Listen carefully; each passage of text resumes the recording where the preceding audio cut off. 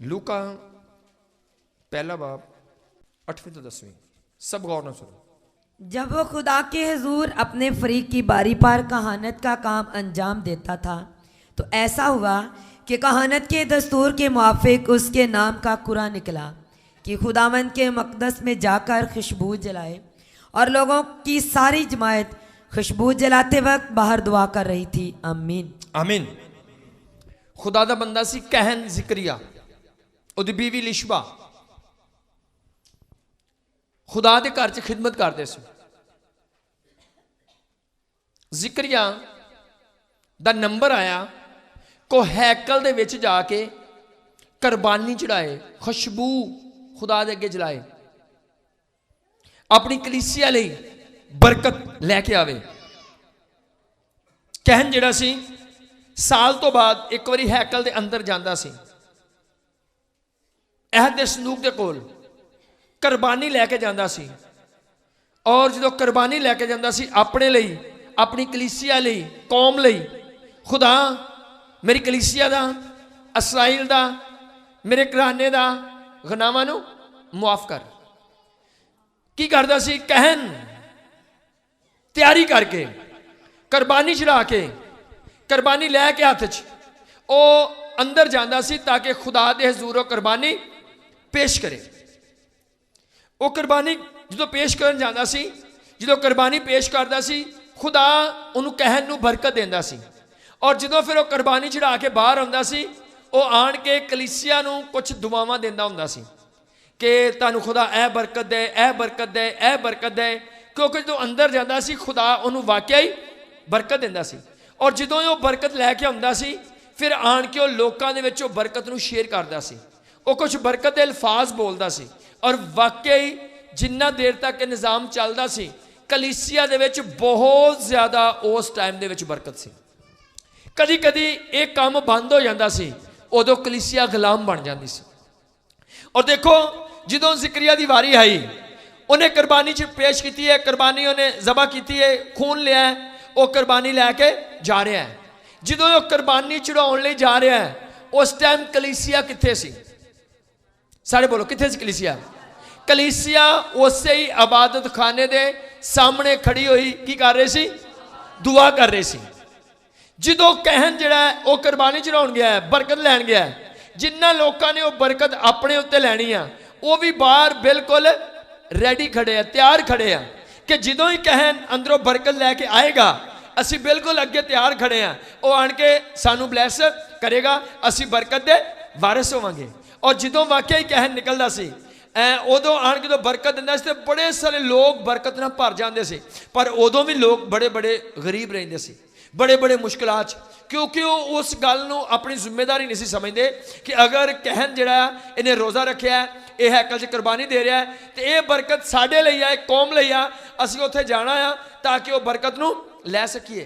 हुण कहन ते अंदर बरकत लैण गया है, पर कलीसिया घर बैठी फिल्म वेखण दी होवे ते क्या वो बरकत उत्ते ठहरेगी?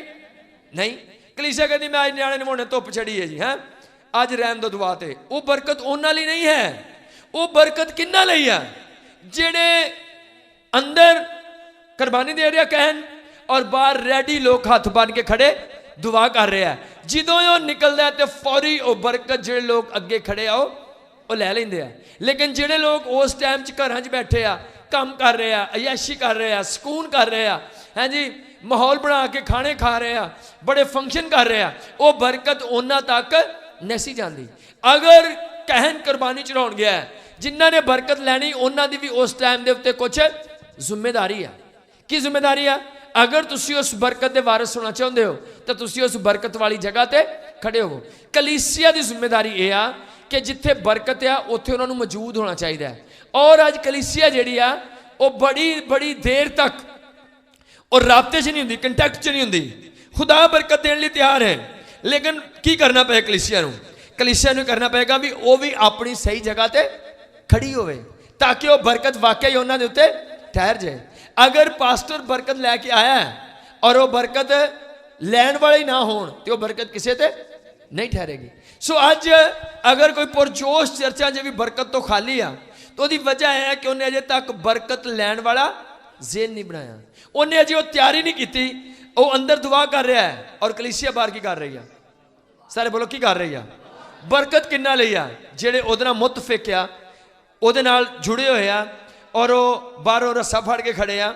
ਕਹਿਣ ਜਦੋਂ ਜਾਂਦਾ ਸੀ ਅੰਦਰ, ਉਹਦੇ ਲੱਕ ਨੂੰ ਇੱਕ ਰੱਸਾ ਬੰਨਿਆ ਹੁੰਦਾ ਸੀ, ਔਰ ਉਹ ਇਸ ਤੋਂ ਰੱਸਾ ਬੰਨਿਆ ਹੁੰਦਾ ਸੀ ਕਿ ਅਗਰ ਕਹਿਣ ਨੇ ਵੀ ਕੋਈ ਗੁਨਾਹ ਕੀਤਾ ਹੁੰਦਾ ਸੀ ਅੰਦਰ ਹੀ ਉਹ ਮਰ ਜਾਂਦਾ ਸੀ। ਪਰ ਉਹ ਰੱਸਾ ਜਿਹੜਾ ਸੀ ਉਹ ਬਾਹਰ ਹੁੰਦਾ ਸੀ, ਵੀ ਅਗਰ ਕਹਿਣ ਅੰਦਰ ਮਰ ਗਿਆ ਤਾਂ ਉਹ ਰੱਸੇ ਨਾਲ ਹੀ ਉਹਨਾਂ ਨੇ ਉਹਨੂੰ ਬਾਹਰ ਖਿੱਚਣਾ ਹੁੰਦਾ ਸੀ। ਔਰ ਬੜੇ ਲੋਕ ਬਾਹਰ ਉਹ ਰੱਸੇ ਵੱਲ ਵੇਖਦੇ ਹੁੰਦੇ ਸੀ। ਕੁਛ ਲੋਕ ਰੱਸਾ ਫੜ ਕੇ ਖੜੇ ਹੁੰਦੇ ਸੀ ਔਰ ਇਸ ਇੰਤਜ਼ਾਰ 'ਚ ਹੁੰਦੇ ਸੀ ਕਿ ਕਦੋਂ ਖੁਦਾ ਬਰਕਤ ਦੇਵੇ, ਸਾਨੂੰ ਰੱਸਾ ਨਾ ਖਿੱਚਣਾ ਪਵੇ, ਪਾਦਰੀ ਮੌਤ ਲੈ ਕੇ ਨਾ ਆਵੇ, ਲਾਨਤ ਲੈ ਕੇ ਨਾ ਆਵੇ।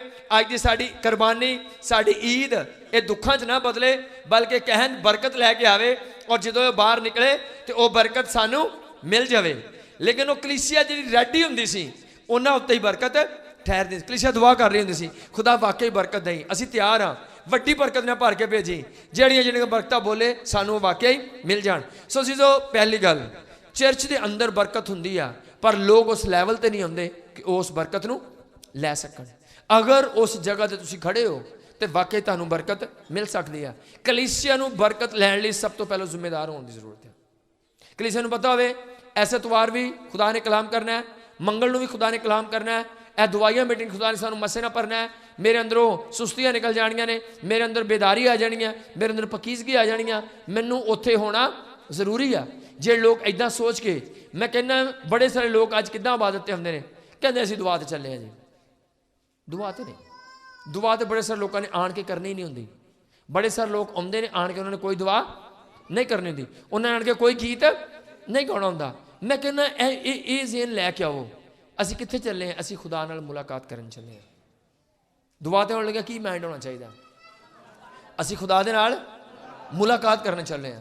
ਖੁਦਾ ਆਪਣੇ ਘਰ 'ਚ ਮੌਜੂਦ ਆ, ਖੁਦਾ ਦੀ ਹਜ਼ੂਰੀ ਆ, ਮੈਂ ਚੱਲਾ ਹਾਂ।